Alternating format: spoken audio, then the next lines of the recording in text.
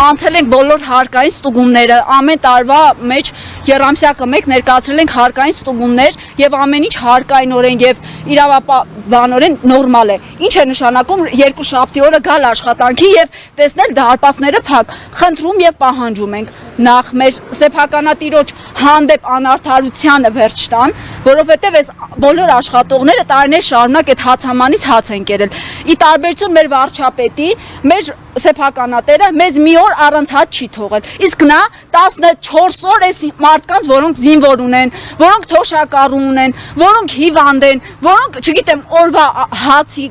վաստակով առաջնորդող ապրող մարդիկ են, այսօր անգործ սպասում են, թե մեր պարոն վարչապետը երբ պիտի իր քմահաճիկը վերջացնի եւ վերջապես ասի, որ գիտեք ինչ կա, ես սխալվել եմ, էլի դուք մեղավոր եք։ Այն էշի ու արյուծի պատմությունն է։ Էշը խոսում է, արյուծը քմծիծաղա տալիս, ասում է էշը եկել է, էշել գնալու է։ Մի օր ժամանակ մեր պարոն մեծարգո, չգիտեմ ինչին, դրան չի էլ կարելի ուրիշ բան ասել։ Կբացենք այդ լենտերը, կգնանք աշխատանքի 100 աշխատողով, 100 եւ ավել աշխատողով եւ կբերենք մեր ընտանիքի անդամներին, մեր թոշակառուներին, մեր հիվանդներին, կնստենք ստեղ, թող մեր պարոն վարչապետը գա մեր հարցերը լուծի։ Մի օր եկել է մեր մատից փուշ հանել է, ժողովուրդ ջան, հոմենակ ասելով չի։ Այսքան մարդու սեզոն ա եղել, վատ սեզոն, հարկային ստուգումները հետեւաբար ինչի են կանցել, երբ որ մենք այսօր պիտի հարցի առաջ կանգնենք։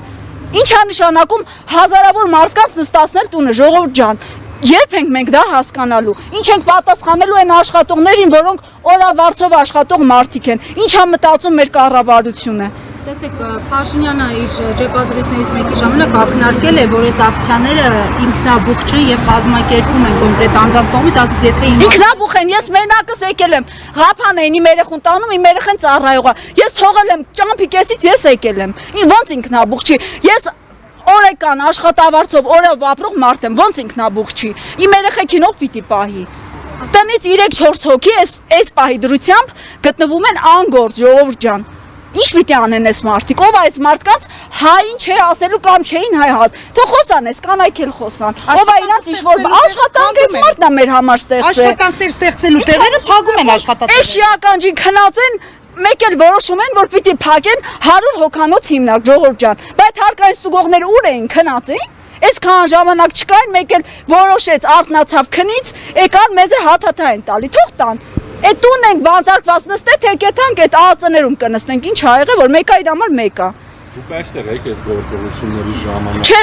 մենք այդ օրը այստեղ չենք եղել, նախորդ ստուգումների ժամանակ ենք եղել, շատ վատ ձևով են նախ մոտեցել, նախ բոլորին ստրեսի են ենթարկել, նախ ստրեսի են ենթարկել այն մարդկանց, ովքեր որ չգիտեմ, տուրիզմը մեր մոտ զարգացնում են, մենք ունեցել ենք դրսից հյուրեր, ու շատ ցավոք մենք այդ հյուրերին այսօր չենք կարողանում ոչ մի պատասխան տալ, որովհետև պատասխան չունենք, մեզ անլուրջ են վերաբերվում մեր երկրին, ասենք օտար երկրա տուրիստներին չեն թողել պարզապես էլի նկարեն, ինչ-որ ֆոտո անեն այն ժամանակ, որ իրանք ուզեցել են նախաճաշ անեն գոնե, որտեվ այդ մարդիկ վճարել են, մեկ էլ հոп փակում են, գնացեք։ Խոզարկության օրը, այո։ Ինչ է նշանակում մարդուն դուրը թակես, ասես, գիտես ինչ կա, սիրելիս դու սարի, որտեվ մեծարգո պարոն, չգիտեմ ինչը, որոշել է, որ մեր հիմնարկը պետքա փակի։ Լուծարման համար նախապես են զգուշացնում մարդկանց, ով այս պարապուրդի համար այսքան վարձատրելու, ժողովուրդ ջան, ով է մեր հային, մեր հարցի պատասխան ով է տալու։